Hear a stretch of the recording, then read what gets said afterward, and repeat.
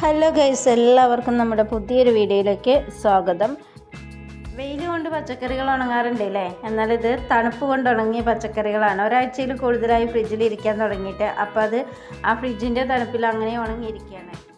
ഇന്നിപ്പോൾ പ്രത്യേകിച്ചൊന്നും ഉണ്ടാക്കിയിട്ടില്ല, കയ്പ്പയ്ക്കപ്പേരി മാത്രമാണ് ഉണ്ടാക്കിയിട്ടുണ്ടായിരുന്നത്. അപ്പം മക്കൾക്കും കെട്ടിയതിനൊക്കെ കൊടുത്തതിൻ്റെ ബാക്കി ആ ചട്ടിയിൽ കുറച്ച് ചോറിട്ട് ഞാനും കൂടി കഴിച്ചിട്ടുണ്ടായിരുന്നു കേട്ടോ. ഇതാണ് മിട്ടുകോഴി. നല്ല കോഴിയാണ്, നിസ്സരണമുള്ള കോഴിയാണ് ഗൈസ്. ഇതാണ് മിട്ടുകോഴി. കാലത്തൊട്ടു നല്ല സുന്ദരനായ കോഴിയാണ്. സുന്ദരമായ കോഴി. ഇതെന്തായാലും പോയിട്ടോണ്ടാ. ഇതിലെന്തോ പറ്റി മിട്ടുകോഴി. അത് ചുട്ടുകോഴിനെ പിടിക്കാൻ പറ്റില്ല കേട്ടോ. കോഴിക്ക് നല്ല അനുസരണയാണ് അത്രയെന്ന് ഈ പറയുന്ന ആൾക്ക് ഒട്ടും അനുസരണ ഇല്ല, അതാണ് സത്യം. ഇതാണ് ചേഞ്ച് റോസ്. രാവിലെ വെള്ള, ഉച്ചയ്ക്ക് ശേഷം റോസ്. ഇത് അടിപൊളിയാണ് കേട്ടോ. പക്ഷെ മണം ഒട്ടും ഗുണമില്ല, കാണാൻ നല്ല ഭംഗിയുണ്ട്. എനിക്ക് ഒരുപാട് ഇഷ്ടമാണ് കേട്ടോ. ഞാനൊരു ചെടിപ്രേമി കൂടിയാണ്. പൂക്കളും ചെടികളും കായ്കളൊക്കെ എവിടെ കണ്ടാലും ഞാൻ അതിനെ വെറുതെ വിടില്ല കേട്ടോ. വെറുതെ അതിനെ തലോടിക്കൊണ്ടിരിക്കും. അതുകൊണ്ടുള്ള ഷോയാണ് ഇപ്പം നിങ്ങൾ കണ്ടുകൊണ്ടിരിക്കുന്നത്. വൈകുന്നേരം പണികളൊക്കെ ഒരുങ്ങിയപ്പോൾ ചുമ്മാ ഒന്ന് പുറത്തേക്ക് ഇറങ്ങിയതാണ്. മക്കളും കൂടെ കൂടിയിട്ടുണ്ട്. അപ്പോൾ വെറുതെ ഒന്ന് കാറ്റ് കൊള്ളാലോ എന്ന് വിചാരിച്ചിട്ടേ ഇന്ന് രാവിലെ എഴുന്നേറ്റപ്പോൾ തന്നെ ഇതോ വലിയൊരു ബോർഡ് ഉണ്ടായിരുന്നു കേട്ടോ. അത് കണി കണ്ടുകൊണ്ടായിരുന്നു എഴുന്നേറ്റുണ്ടായിരുന്നത്. അപ്പോൾ ആ ബോർഡ് ഇതുവരെ എനിക്ക് ശ്രദ്ധിക്കാൻ പറ്റിയിട്ടില്ല. ഓണം വന്നു മക്കളെ. അങ്ങനെ മാവേലി മുറ്റത്തെത്തി. ആ ബോർഡിൽ കുറച്ച് നേരം നോക്കിയിട്ടോ, പരിപാടികളൊക്കെ നോക്കിയിട്ടുണ്ടായിരുന്നു. നമുക്ക് പറ്റുന്ന ഒരു പരിപാടി അതിൽ കാണുന്നില്ല കേട്ടോ. ഞാനവിടെ ബോർഡും വായിച്ചുകൊണ്ടിരിക്കുന്ന സമയം കൊണ്ട് ഇവിടെ എത്തി എന്തൊക്കെയോ ചെയ്യുന്നുണ്ട്. എന്താണോ എന്തോ.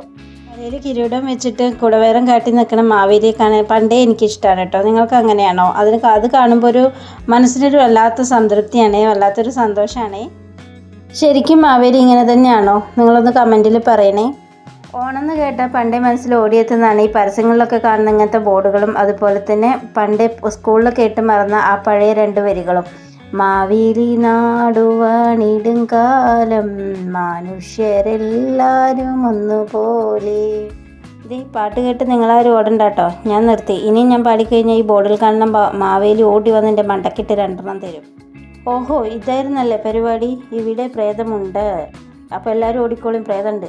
ഓളം നോക്കുമ്പോൾ ആകാശത്തൂടെ ഒരു വിമാനം പോകുന്നു.